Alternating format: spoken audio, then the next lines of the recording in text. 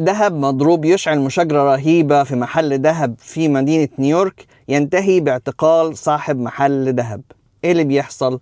في واحد مشهور جدا على السوشيال ميديا اسمه تراكس NYC.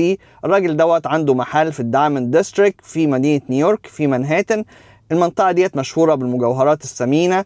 المنطقة ديت فيها الراجل دوت وفي محلات تانية كتير حواليه. فراح له زبون قال ان انا اشتريت من عندك القطعة ديت عبارة عن سلسلة. السلسلة ديت اشتراها $21,000 فيها الماس، وهي عبارة عن 14 قيراط. لما كشف عليها طلعت 10 قيراط بس مش 14، فالسعر اتغير، السعر طلع $6,000. فالراجل عشان يراضي الزبون اللي هو زبونه اللي هو كان رايح اصلا عشانه، رجع له الفلوس وحط له فوقهم $1,000، يعني رجع له $22,000. وراح يتخانق مع صاحب محل الذهب التاني اللي باع الذهب ليه على اساس ان هو نفس المحل. المحل التاني اسمه أكاي دايموند.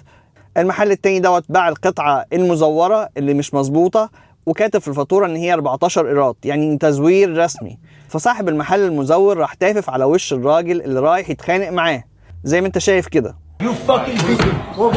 فالدنيا اتقلبت لخناقة كبيرة كده.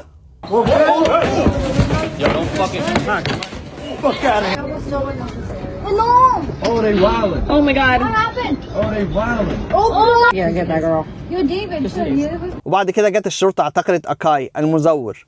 المشكلة دلوقتي ان ناس كتيرة جدا بتتناقل الموضوع دوت على الانترنت، وناس كتيرة بقى عندها شك كبير في المجوهرات اللي هي بتشتريها. لما يكون محل من المحلات اللي بتبيع حاجات غالية جدا زي كده وعنده المشكلة ديت، امال باقي المحلات تعمل ايه؟ ربنا يسترها على الجميع. خلي بالكم من حاجتكم وتأكدوا 100% ان انتوا بتشتروا حاجات اصلية. تحياتي للجميع. لؤي العاصي من نيوجيرسي، مع السلامة.